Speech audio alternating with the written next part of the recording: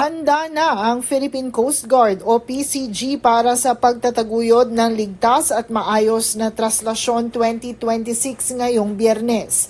Ayon kay Coast Guard Station Malacanang Commander Michael John Encina, bukod pa sa mga PCG personnel na nakadeploy ay mayroon din silang nakaantabay na patrol boat at iba pang floating assets para masiguro ang maayos na aktibidad ng mga deboto na inaasahang milyong-milyo ang dadalo.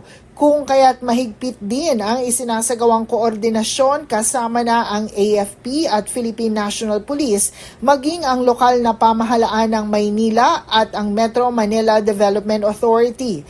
Ngayon pa lamang ay nakatalaga na sa Quirino Grandstand ang mga MMDA personnel na aagapay din sa pagsisiguro ng kaayusan sa daloy ng mga deboto.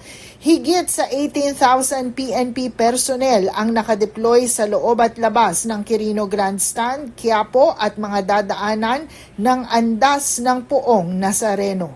Na-observe natin na yung kapulisan natin na nakadeploy dito ay very eager na gampanan ng kanilang tungkulin kasi as you have observed, nakatayo na sila diyan na nag-aantay habang wala pa naman yung mga